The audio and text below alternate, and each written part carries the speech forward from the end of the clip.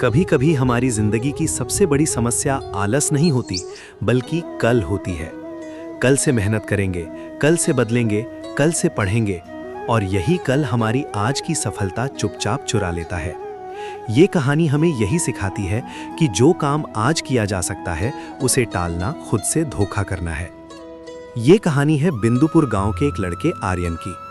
आर्यन पढ़ने में तेज था, समझ भी जल्दी लेता था, लेकिन उसकी एक बहुत बुरी आदत थी, हर जरूरी काम को कल पर टाल देना। खासकर पढ़ाई के मामले में उसका एक ही जवाब होता, अभी बहुत समय है, कल से जरूर पढ़ूंगा। सालाना परीक्षा में 1 महीना बाकी था। उसकी माँ रोज प्यार से समझाती, बेटा थोड़ा थोड़ा पढ़ लिया कर, आखिरी समय में परेशानी होगी। आर्यन मुस्कुराकर कह देता, अरे माँ, अभी तो पूरा महीना है, कल सुबह 4 बजे उठकर पक्का पढ़ूंगा। लेकिन वो कल कभी नहीं आया। सुबह नींद भारी लगती, दोपहर दोस्तों के साथ खेल में निकल जाती, और रात को वो खुद से कहता, आज बहुत थक गया हूं, कल से पक्का शुरुआत करूंगा।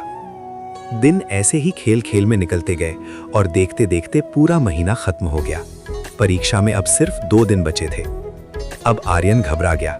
उसने सोचा कि रात भर जागकर पूरा सिलेबस खत्म कर देगा। जैसे ही उसने किताब खोली, उसे एहसास हुआ कि उसने पूरे साल पढ़ाई को कितना हल्के में लिया था। ढेर सारे अध्याय देखकर उसका सिर घूमने लगा। तभी गांव की बिजली कट गई। मिट्टी के दिए की हल्की रोशनी में पढ़ना मुश्किल हो गया, और थकान ने उसे फिर घेर लिया। उसने खुद को फिर दिलासा दिया, कोई बात नहीं, कल सुबह जल्दी उठकर जरूरी सवाल पढ़ लूंगा।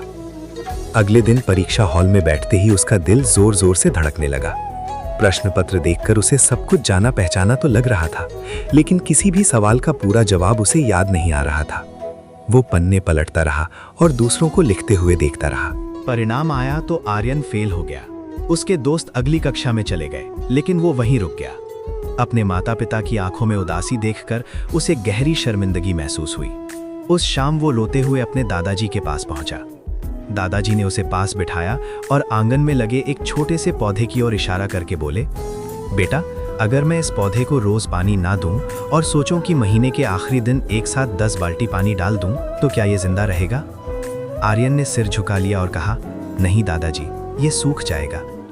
दादाजी मुस्कुराए और बोले, पढ़ाई भी वैसी ही है, ज्ञान का पौधा रोज थोड़ी थोड़ी मेहनत से बढ़ता है।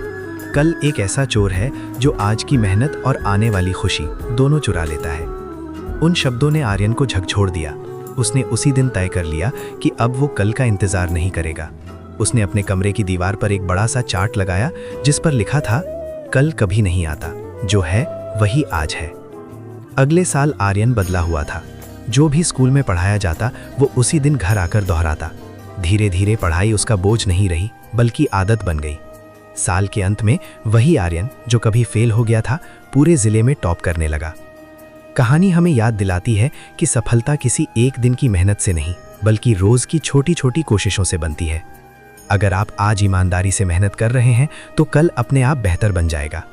याद रखिए, सपने कल से नहीं, आज से पूरे होते हैं। ऐसी ही सच्ची और अच्छी कहानियों के लिए हमें सब्सक्राइब करना ना भूलें। Thanks for watching.